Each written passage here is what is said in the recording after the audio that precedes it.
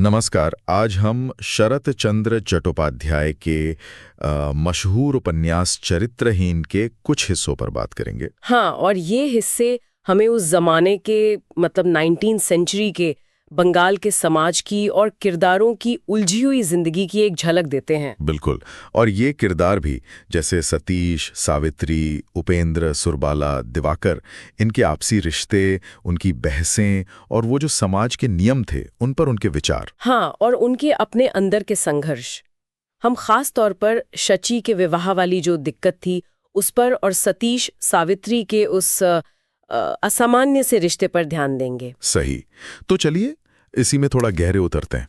ये जो पात्र हैं उनके बीच का तनाव, उनके अपने विश्वास और उस वक्त का सामाजिक दबाव, इनको समझने की कोशिश करते हैं। जरूर।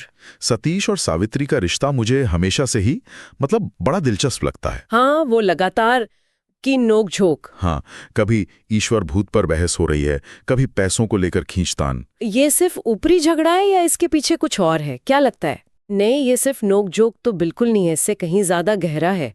एक अजीब सी कश्मकश है दोनों के बीच।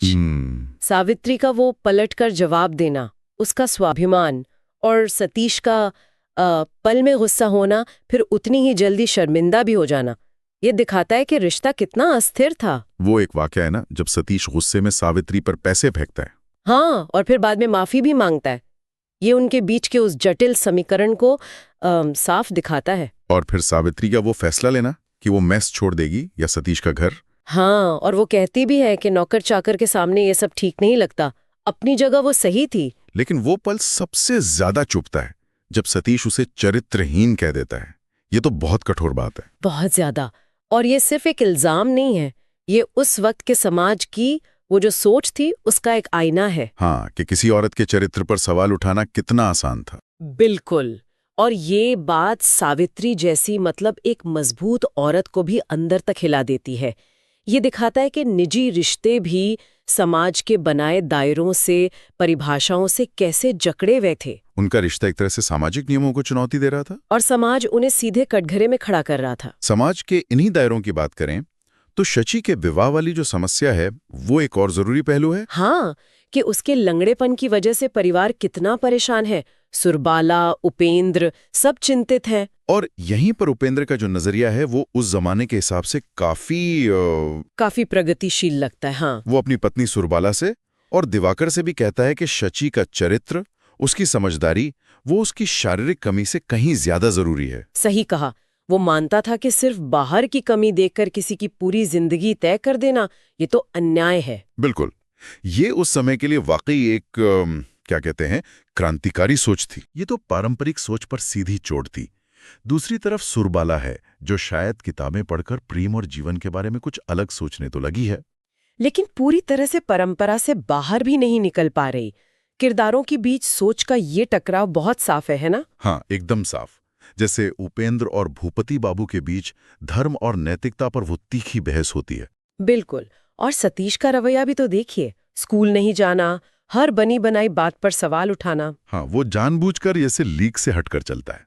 और इन सब के बीच वो दिवाकर है। हाँ, दिवाकर, जो जैसे सब कुछ बस चुपचाप देख रहा है।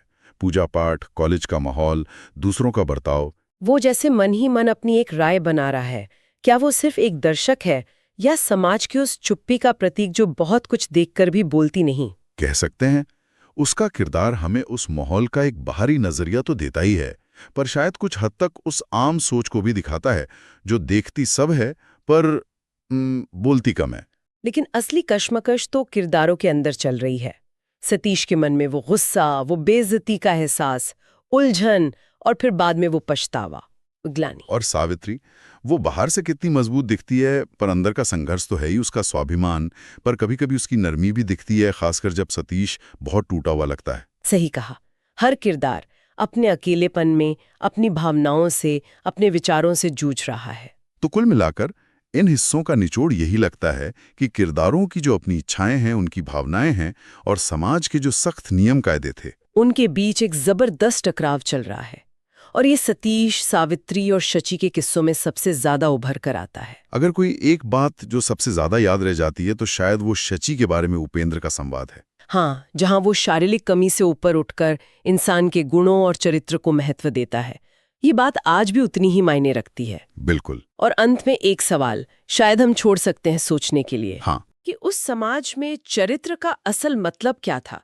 क्या ये सिर्फ बाहरी आचरण मतलब नियमों को मानने तक ही सीमित था, या फिर जैसा इन किरदारों के संघर्ष से लगता है, ये अंदर की नैतिकता, व्यक्तिगत आजादी की वो छटपटाहट और सही गलत के बीच का जो द्वंद्व है, क्या ये उसको भी समेटे हुए था? ये वाकई सोचने वाली बात है।